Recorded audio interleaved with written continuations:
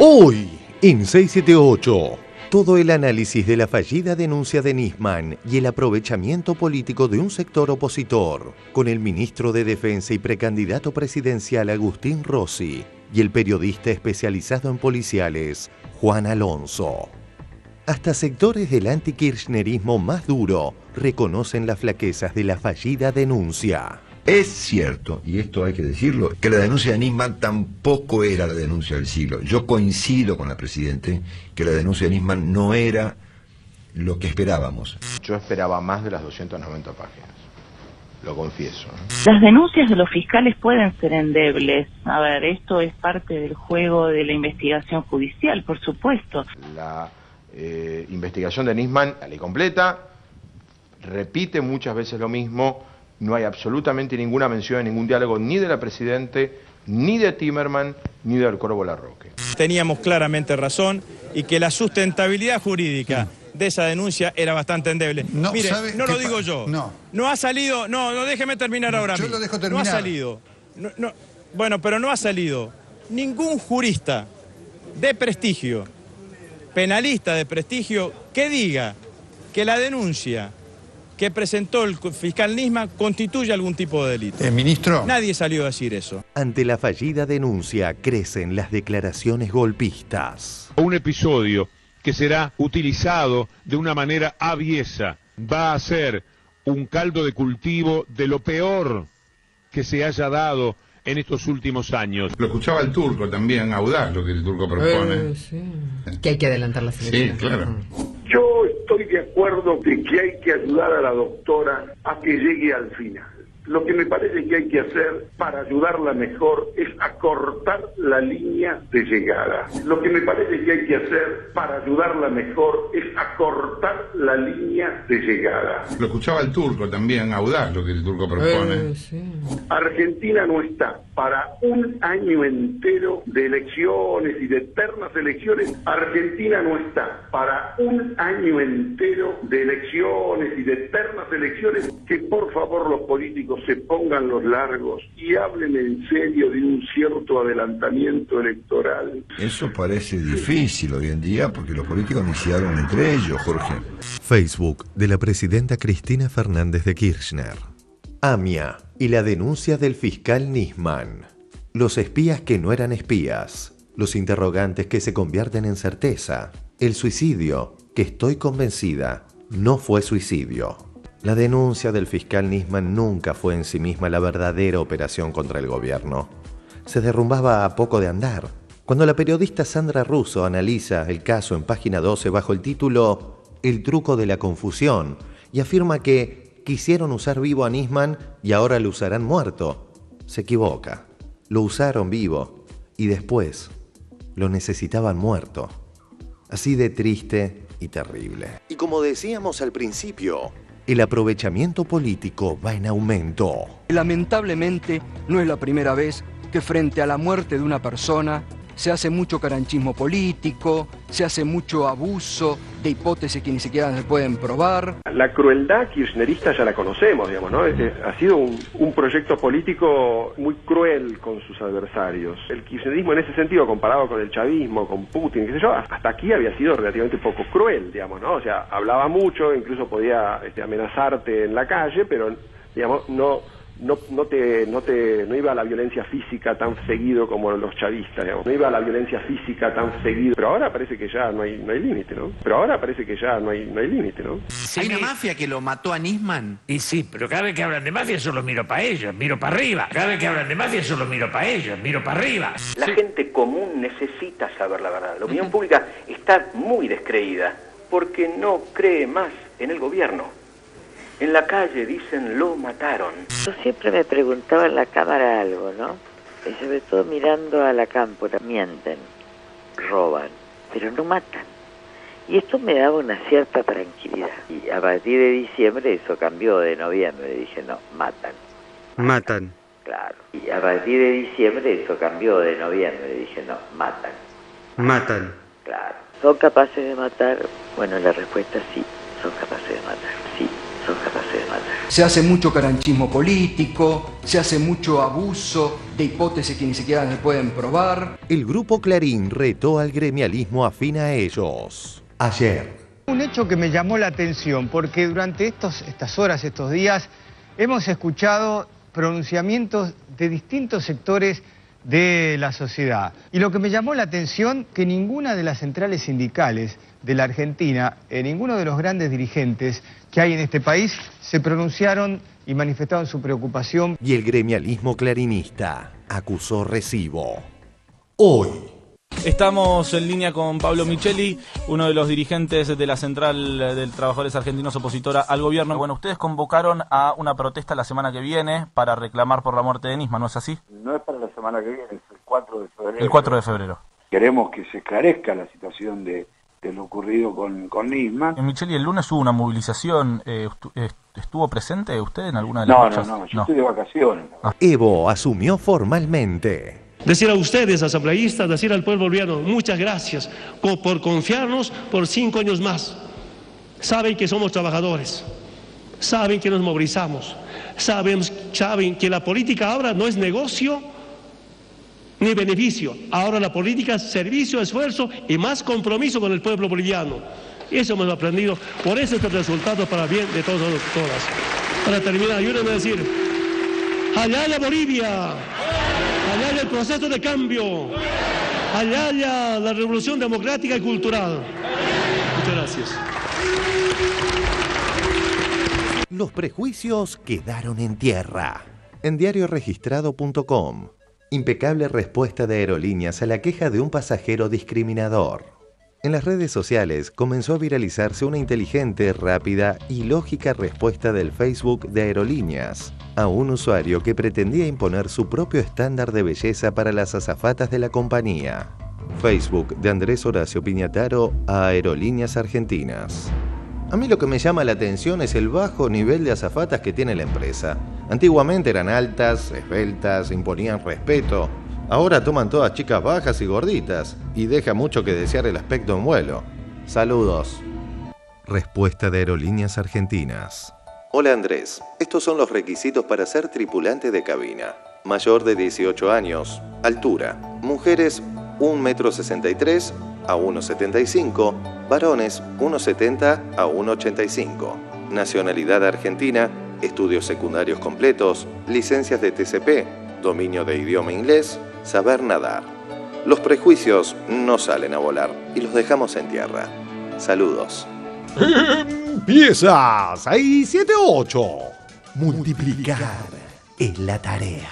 El carpincho hace el amor seguido 3 o 4 veces por año, le mete 6, 7, 8 cachorros, 6, 7, 8 cachorros por camada. Por una gota de tu voz, en el desierto de mi corazón, por encontrarte una vez más, abra el cielo de par en par. Por una gota de tu voz, en el desierto de mi corazón, por encontrarte una vez más, abra el cielo de par en par. Por una gota de tu voz, en el desierto de mi corazón. Muy buenas noches, bienvenidos aquí a 678. Muy buenas noches, compañeros, ¿cómo están? Hoy nos visita Agustín Rossi, que es ministro de Defensa de la Nación. También es precandidato a la presidencia de la Nación por el Frente para la Victoria. Y ustedes sabrán, fue diputado y jefe de la bancada de diputados del Frente para la Victoria. Y le tocó, digo porque esto nos toca en estos días, el tratamiento del memorando de entendimiento con Irán. Así que, cosa que tiene ahí un capítulo en su libro que acaba de sacar. Así que bueno, vamos a estar tratando hoy sobre todas estas cuestiones. Gracias por estar acá, ministro. Muchísimas gracias a ustedes por la invitación. Muy bien. Y también nos visita Juan Alonso, periodista, voy a decir policía, ¿no? Qué feo eso. ¿Por qué? ¿Hay policía? No, Nunca vino un policía, pero el otro día vino un policía. Sí. Cantante periodista especialista en policiales en tiempo argentino y es coautor de la investigación sobre apropiación de papel prensa por la gente de Noble, la gente Mitre, la gente Mañeto y esa gente. Así que bienvenido, Alonso. Bueno, gracias. Muy bien. Ahora vamos, sí, entonces a empezar este programa. Vamos, por supuesto, a estar tratando durante esta hora y media las vicisitudes de este hecho que nos sigue conmocionando, que es la muerte del fiscal Nisman. Vamos al primer informe que trata sobre la fallida denuncia de Nisman y las repercusiones. Vamos a verlo. La fallida denuncia de Nisman. Las repercusiones. Hasta algunos voceros de sectores marcadamente opositores reconocen que la denuncia de Nisman carece de peso. Es cierto, y esto hay que decirlo, que la denuncia de Nisman tampoco era la denuncia del siglo. Yo coincido con la Presidente que la denuncia de Nisman no era lo que esperábamos. Nisman puso en una denuncia judicial lo que Pepe Eliashev y toda la prensa dijo durante muchos años que había detrás de esto. Una cosa rara, ¿eh? En La Nación del domingo por Carlos Pagni. Las fisuras que comienzan a advertirse en la denuncia de Nisman. Yo esperaba más de las 290 páginas, lo confieso. La investigación de Nisman, la ley completa, repite muchas veces lo mismo, no hay absolutamente ninguna mención en ningún diálogo ni de la Presidente, ni de Timerman, ni del Corvo Larroque. Las denuncias de los fiscales pueden ser endebles. A ver, esto es parte del juego de la investigación judicial, por supuesto. Veamos cuáles fueron las tres principales inconsistencias de la denuncia de Nisman. Primero, los supuestos agentes de la CIDE eran falsos. Denuncia presentada por el fiscal Nisman. Se probará la activa participación criminal de terceros en la maniobra, entre los que cabe mencionar al ex fiscal designado para actuar en forma conjunta, alterna o sucesiva en la causa AMIA, Héctor Luis Irimia, y a un individuo perteneciente a la Secretaría de Inteligencia de Presidencia de la Nación, identificado como Alan, que, según las constancias halladas, todo indica que se trataría de Ramón Alan Héctor Bogado. Nisman dice, y actuaron dos agentes de inteligencia. Bueno, ayer la Secretaría de Inteligencia dijo, no son agentes de inteligencia. El juez federal Ariel Lijo recibió por parte de la Secretaría de Inteligencia del doctor Oscar Parrilli un informe que determina que ni Bogado ni Irimia, que son dos nombrados en la denuncia original del fiscal Nisman, eran agentes de inteligencia de la CIDE. Era necesario que se conociera Correcto. íntegramente la denuncia para saber qué es lo que había. Yo, por lo que vi, me parece flojita. Es muy, muy floja. Segundo, las alertas rojas y la desmentida de Interpol. Incluso, el canciller volvió a la carga en los meses de septiembre y noviembre de 2013, con claras intenciones de convencer a Ronald Noble para que ceda y autorice el cese de las notificaciones rojas, bajo el argumento que el acuerdo entre las partes siguió avanzando. El tema de alertas rojas que oportunamente ya fueron debidamente aclaradas por Ronald Noble. En el diario Página 12 del domingo, el ex secretario general de Interpol, Ronald Noble, habla sobre la denuncia. Lo que dice Nisman es falso. Yo la leí hasta tarde, las 292 carillas, y la verdad que sirve para un libro. Hay que hablar con una editorial que pueda publicar un libro que no tiene ninguna conclusión. Tercero, el supuesto acuerdo comercial con Irán.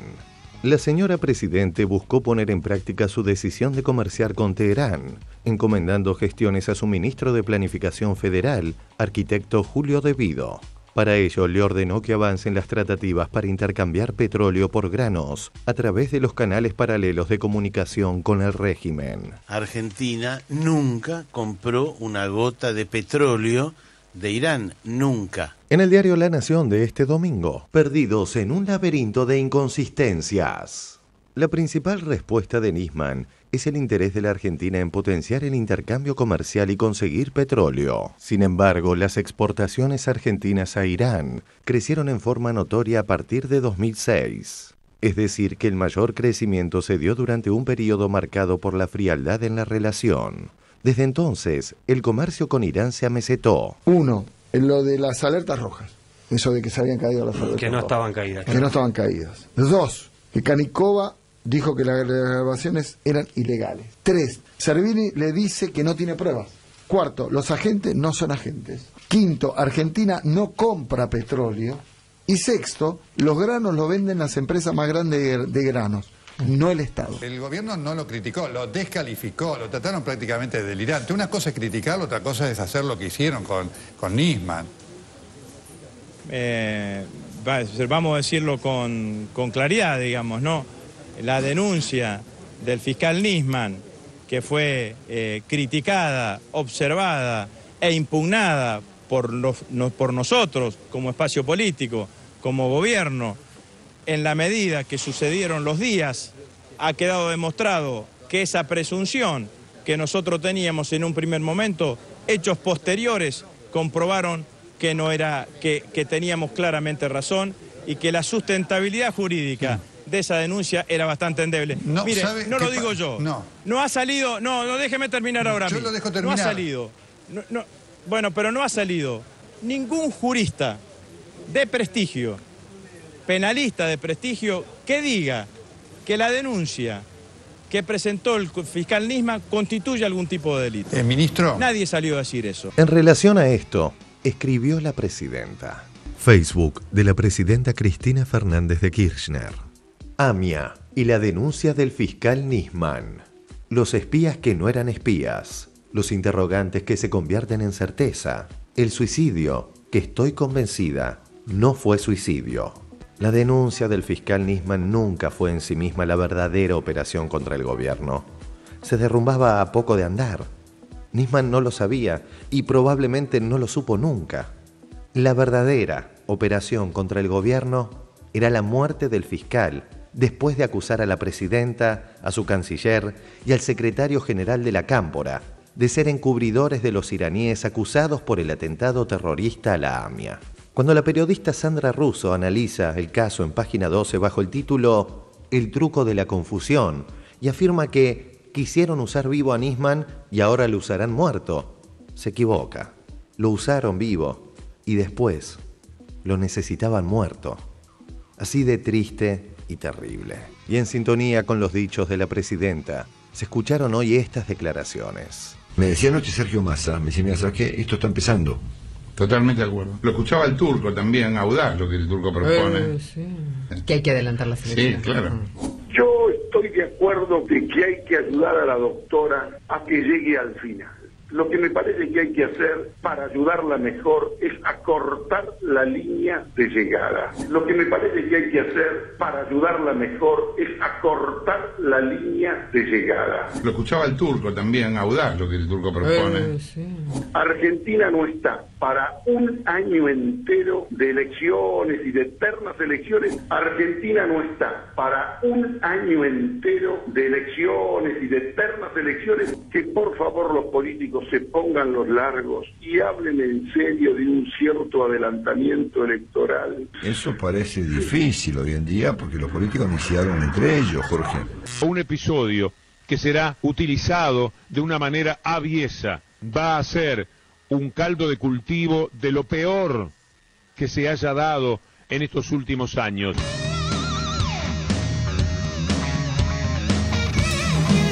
Muy bien, bueno, lo tenemos a Alonso para la cuestión policial, pero lo tenemos a Rossi para la cuestión política. Me quedo con esto último de Asís, porque digamos, bueno, acá ocurrieron una cantidad de cosas, una denuncia que era floja, evidentemente es floja hasta para los opositores. Este fiscal que muere, que todavía no se sabe si fue suicidio o no lo fue, parece que no. Y los medios opositores que hablan de adelantar elecciones. ¿Qué tiene que ver? ¿Por qué vamos a adelantar elecciones? varios temas, digamos, ¿no? Sin duda que la muerte de Nisman fue un hecho conmocionante. Y conmocionó al conjunto de la sociedad argentina. Y me parece que la decisión de la carta publicada hoy por la presidenta pone las cosas claramente en blanco sobre negro, porque la presidenta, lo que eran preguntas que ella tenía en su primera carta en Facebook, las convierte en certeza. Y lo primero que hay que decir es que el gobierno no cree que la muerte de Nisman fue un suicidio, y que el gobierno quiere que la muerte de Nisman y las circunstancias que rodearon su muerte y los hechos que rodearon su muerte se sepan y que lo sepa el conjunto de la sociedad argentina. No por nosotros solamente como gobierno. Yo creo que lo necesita la Argentina desde el punto de vista institucional. La República, las instituciones lo necesitan. Nosotros no queremos que con la muerte de Nisman pase como ha sucedido en otras épocas, en otros momentos, con distintos fallecimientos que fueron presentados como suicidios y que nos quedó la sospecha a todos. La muerte de Nisman es grave. Más grave es la impunidad sobre la muerte de Nisman. Y nosotros no queremos la impunidad sobre la muerte de Nisman. Queremos que se sepa lo que sucedió alrededor de la muerte del fiscal Nisman. Y ahí tendrá que la justicia actuar, la fiscal, la jueza, con la totalidad de la corporación judicial para llevarles a los argentinos esa tranquilidad. Y esto es lo que ha dicho claramente la presidenta. Y me parece que esto hay que dejarlo perfectamente establecido, porque estamos en un escenario que tiene tres causas. Y en las tres causas nosotros, como espacio político, queremos saber la verdad y queremos que se continúe. La causa del fallecimiento del doctor Nisman, la causa que dejó presentada, la denuncia que dejó presentada Nisman, que al poco tiempo, lo dijo la presidenta, lo ha dicho el informe, lo reconocen todos, ha demostrado una endeblez formidable desde el punto de vista jurídico, desde el punto de vista legal.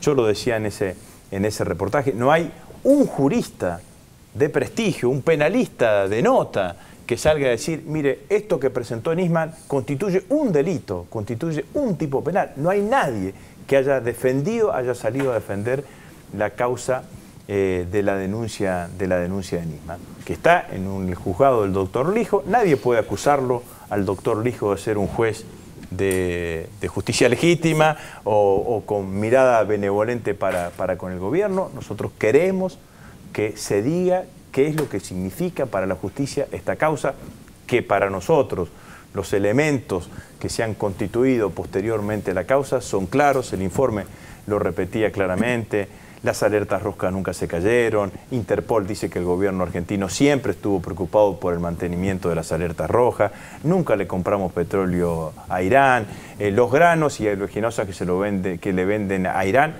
son relación comercial de empresas argentinas, en general las principales cerealeras de nuestro país, pero a pesar de todo el comercio con Irán ha bajado. Las denuncias, los supuestos agentes de inteligencia no son agentes de inteligencia. Hoy en los medios opositores salía que bueno, que son agentes inorgánicos. La verdad es que si Bogado era un agente inorgánico, la propia Secretaría de Inteligencia no lo hubiese denunciado. Era un agente inorgánico como la Secretaría de Inteligencia lo denunció en septiembre, hace pocos meses, en noviembre del año pasado, digamos, ¿no? Y la tercera causa es la causa AMIA, sobre el cual nosotros como gobierno, desde el primer momento que Néstor Kirchner fue presidente y anteriormente cuando la presidenta de la Nación integró la comisión bicameral investigadora de la causa AMIA, hemos mostrado un notable compromiso por la búsqueda de la verdad. Convertimos a la causa AMIA en el punto más alto de la política exterior argentina junto con la cuestión Malvinas. La llevamos en todas las asambleas generales de Naciones Unidas, primero Néstor, después Cristina. Fuimos acompañados con las instituciones representativas de la colectividad judía, con los distintos grupos de familiares. Abrimos todos los archivos de la Secretaría de Inteligencia que tenían referencia a la causa AMIA. Impulsamos la creación de la unidad especial investigativa, que era la que presidía el doctor Nisman, y propiciamos finalmente el memorándum de entendimiento con Irán, que tenía un único sentido, avanzar en búsqueda de la verdad, porque la causa estaba frenada en la imputación que había hecho el fiscal Nisman a los ciudadanos iraníes y a un ciudadano libanés que eran sospechosos de haber cometido el atentado contra la AMIA. Y esa causa tenía para seguir avanzando necesariamente que tener el plazo procesal siguiente, que era la toma de declaración indagatoria. Y la toma de declaración indagatoria en la Argentina se puede hacer solamente con la presencia del imputado. La legislación argentina no permite la declaración indagatoria a distancia. Sí permite que un juez, un fiscal, salga al exterior y pueda tomar declaración indagatoria. Entonces, ese memorándum, yo quiero reivindicar en esto a la Presidenta de la Nación y al Canciller. En el caso de la Presidenta fue hecho con una enorme honestidad moral e intelectual. Porque nosotros gobernamos de esta manera. No gobernamos para que los problemas persistan. No gobernamos para que cuando hay posibilidad de avanzar en la resolución de una deuda pendiente que tiene la sociedad argentina, no tratar de tomar esa ventana, esa puerta que se abría en búsqueda de la verdad. Entonces, sobre las tres causas, nuestro gobierno, la Presidenta, nuestro espacio político está comprometido con la verdad y que se sepa realmente qué es lo que pasó. A ver, Alonso. Y me parece que estamos ante un caso de gravedad institucional, claramente, pero no deja de ser un hecho criminal, donde hay una muerte dudosa. Creo que la jueza y la fiscal no deben investigar el móvil, sino que deben investigar si Nisman fue víctima de un homicidio, si fue un suicidio o si fue un suicidio inducido. No el móvil, ¿no? ¿Por qué? ¿No por qué ocurrió? Porque la instrucción penal, lo puede explicar Cintia eso y otros colegas también, no significa que la instrucción penal no tiene que investigar el móvil, pero en esta etapa, digamos, en esta etapa de coyuntura, acá lo más importante es dilucidar qué pasó con Nisman las horas previas a que haya sido encontrado asesinado en su departamento de Puerto Madero. ¿Qué llamadas recibió? ¿De quiénes?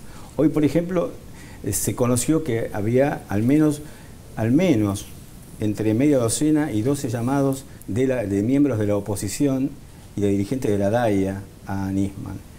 Qué sé yo, desde de Bullrich hasta Laura Alonso, hasta dirigentes de la DAIA, algunos dirigentes de la DAIA que Nisman les envía después, posteriormente, la fotografía con su escritorio de trabajo.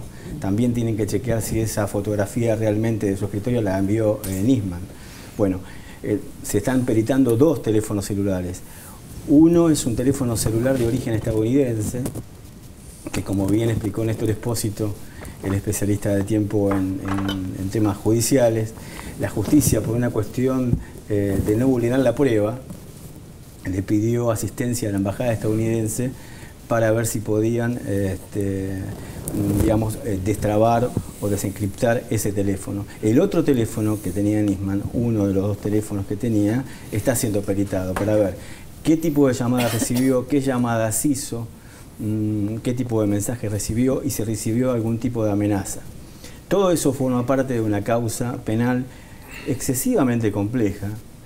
Yo debo decir que por más experiencia que tenga una jueza de instrucción y una fiscal, esta es una causa que atraviesa múltiples intereses, no solamente porque tenemos un fiscal que aparece muerto, un fiscal que había denunciado nada menos que a la Presidenta de la Nación y al Canciller de la República, sino que es una causa cuyo protagonista investigó durante años una causa como el atentado contra la AMIA, que está atravesado por los intereses de organismos de inteligencia nacionales e internacionales. Sí, eso lo sabemos. Digamos, el contexto es súper complejo. Ahora, como vos decís, para averiguar si lo mataron o se mató solo, ¿es muy complejo también?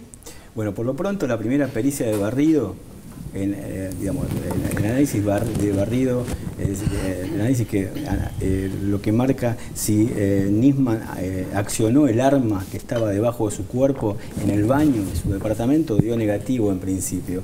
Pero eso no significa que él no haya accionado el arma. Ahora se realizó otra pericia y se analiza con una tecnología especial para ver si los peritos hallan lo que ellos llaman el grano, la partícula, de los 3 componentes de la pólvora, que son plomo, bario y antimonio. Ahora, más allá de estos detalles, Vos debes haber visto muchos casos de gente que aparece muerta. Es muy complicado saber si es suicidio o es asesinato. ¿Es esa división? Es tan complicado que la Presidenta de la República se ha manifestado como se manifestó hoy. A ver, la misma Presidenta de la República se pregunta si esto fue un suicidio y el mismo ministro le está diciendo acá claramente que para el gobierno, dijo textualmente, el gobierno no cree que la muerte de Nisman haya sido un suicidio, lo acaba de decir el ministro. Sí. Es tan complicado que un ministro de la República dice esto en un programa de televisión como el que estamos nosotros participando, y tenemos una jueza y una fiscal de instrucción que están a cargo de una investigación compleja. En este marco, yo veo positivo que el presidente de la Corte, Lorenzetti, le haya manifestado la voluntad de la Corte de participar con más personal para el peritaje de las más de 160 cámaras que hay en el lugar donde vivía Nisman.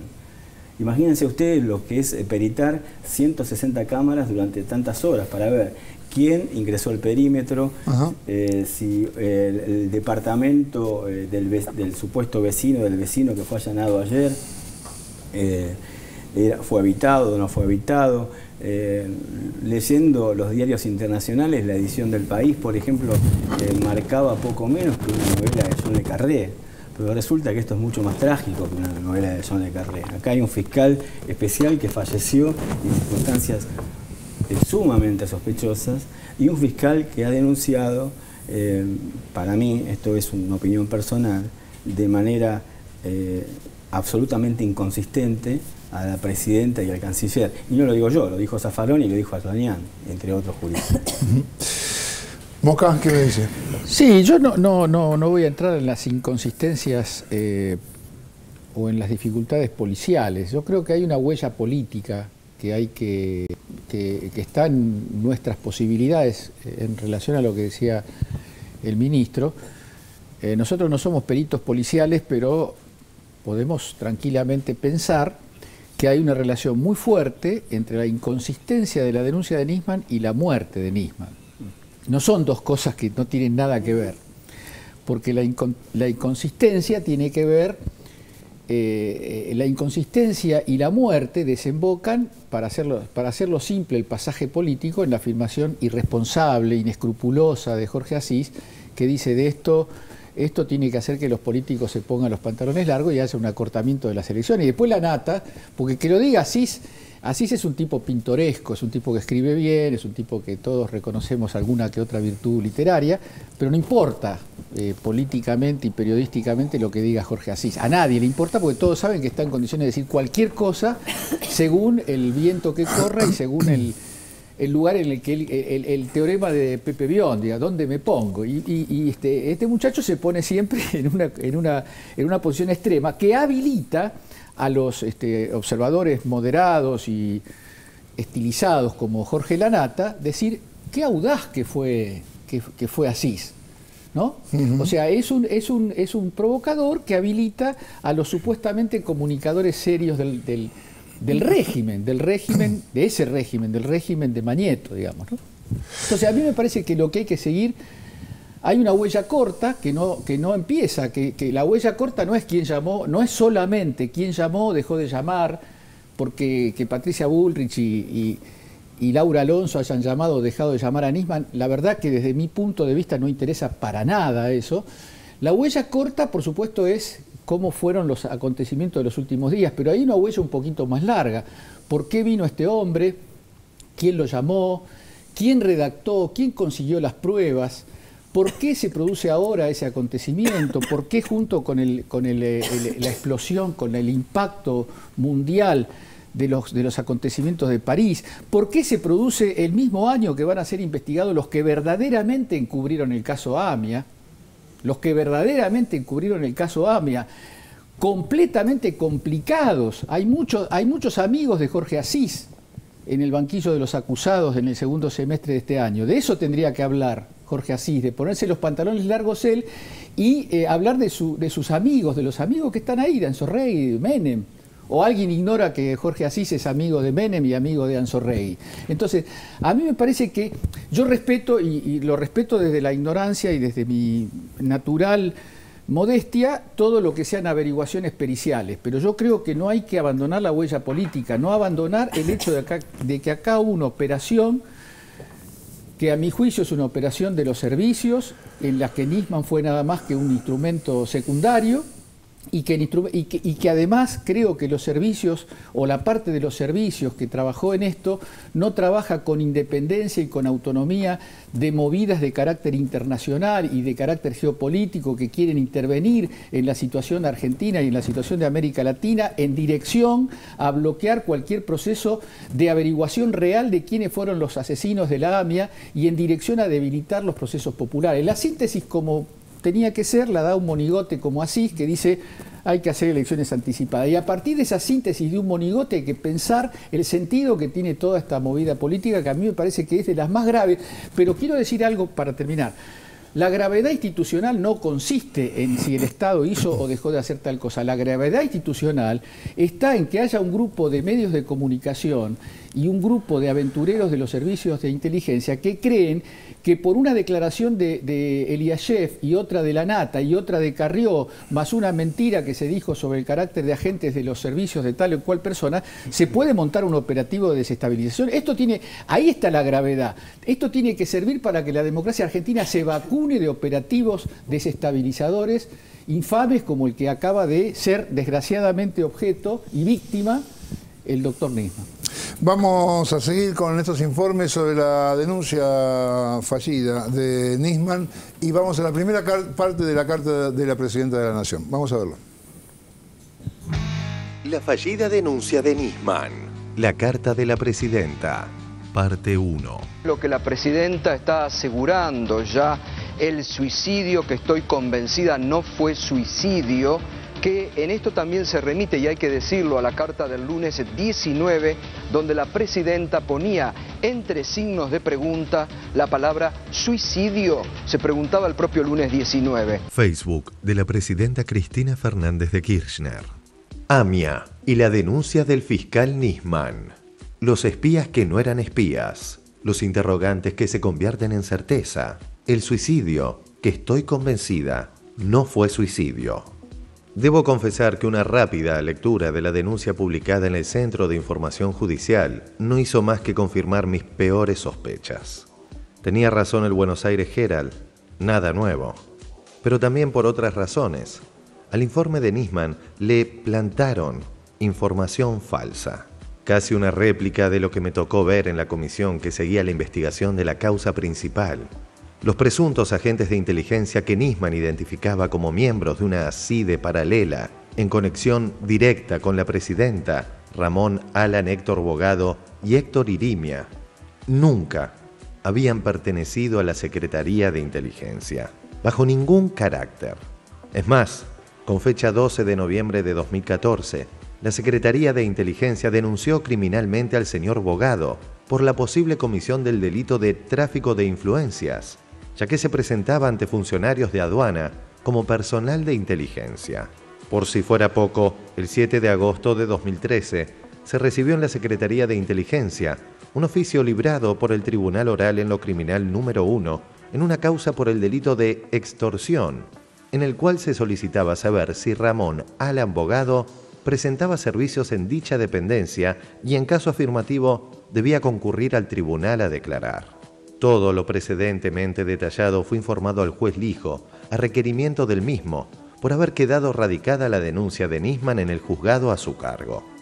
Dichas actuaciones tuvieron lugar antes de que asumieran las actuales autoridades de la Secretaría, y quien puso en conocimiento de las mismas a sus superiores fue precisamente el entonces director general de operaciones, ingeniero Antonio Horacio Estiuso, el día 10 de noviembre de 2014. Aquí es bueno recordar declaraciones del fiscal Nisman realizadas el 14 de enero de 2015 en el programa A Dos Voces del canal de cable TN. Ya saben de quiénes se trata. ¿Y qué trabajo hizo Estiuso? Absolutamente todo lo que yo le pedía, con quien coincidían muchas cosas y tenía muchísimas discrepancias. Le doy un ejemplo. Estiuso es un excelente profesional, no tengo duda, pero a veces Estiuso, como todo hombre de inteligencia, venía y me decía, tengo esta prueba, en tal hecho participó fulano, y la explicación que me daba cuando me hablaba era coherente. Digo, bueno, la prueba, no el informante de la triple frontera.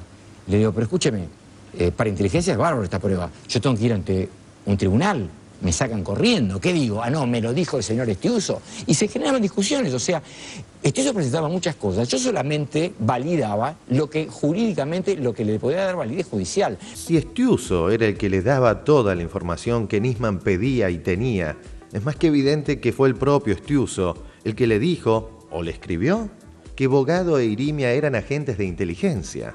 ¿Es posible que se haya olvidado que él mismo lo había denunciado en noviembre del año pasado y se había iniciado causa judicial? Y si se había olvidado un nombre tan memorioso, ¿no consultó con la Oficina de Recursos Humanos? Aquí cobran especial importancia las declaraciones del juez de la causa, doctor Rodolfo Canicova Corral, quien se ha referido críticamente a la participación del ingeniero Estiuso, manifestando que en lugar de colaborar, terminó dirigiendo la investigación. Estamos en comunicación con el juez que investiga justamente la causa AMIA, que es Rodolfo Canicova Corral. ¿Usted sabe qué rol tenía Estiuso en la causa AMIA? Sí, era el investigador principal. Y ahí me parece que hubo una confusión de roles, porque el que debió conducir la investigación fue el fiscal y debió conducir a los elementos de inteligencia que cooperaban. Y me parece que terminó siendo al revés. Que terminó conduciendo Estiuso a la investigación. Me parece que sí. Personalmente, creo que hacía algo más que dirigirla. Los hechos hablan por sí solos.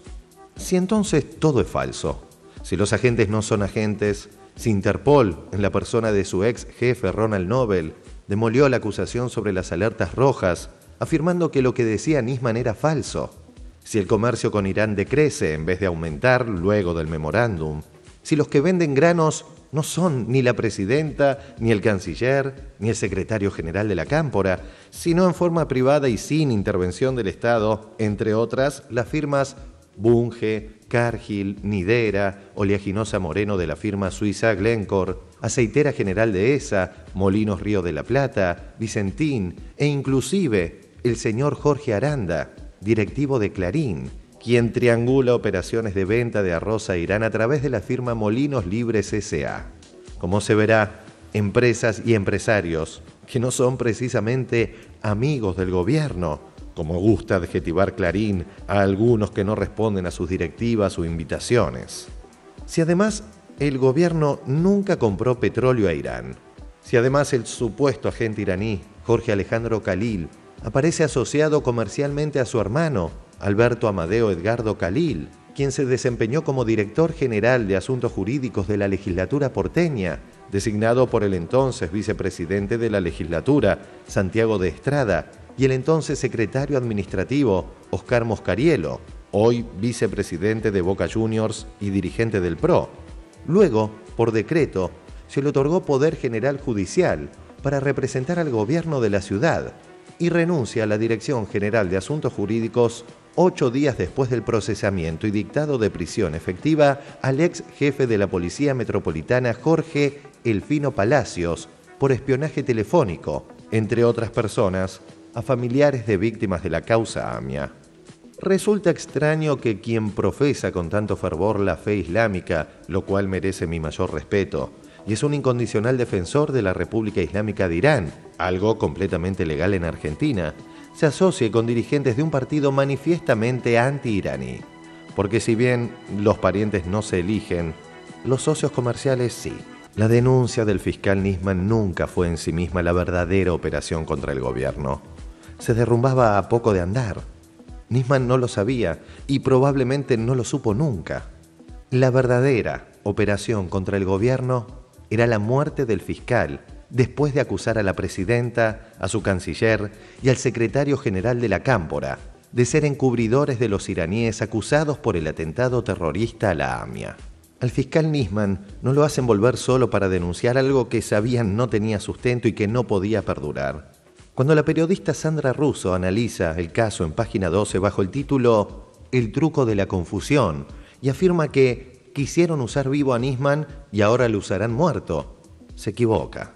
Lo usaron vivo y después lo necesitaban muerto. Así de triste y terrible.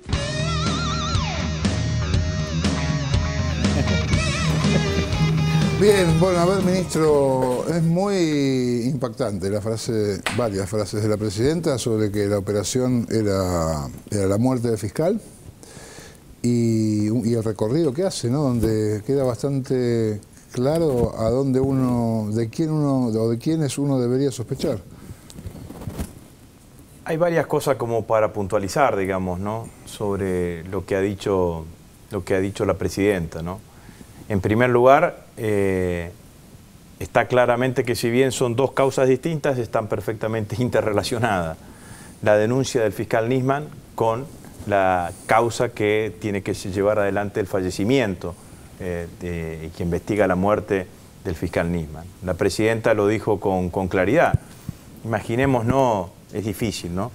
Pero si no hubiese sucedido el terrible hecho del día domingo, hoy no estaríamos discutiendo de estas cosas, seguramente porque la causa en sí, la endeblez de la causa hubiese sido, de hecho, tan manifiesta que quizás los temas de agenda pública hoy serían otros.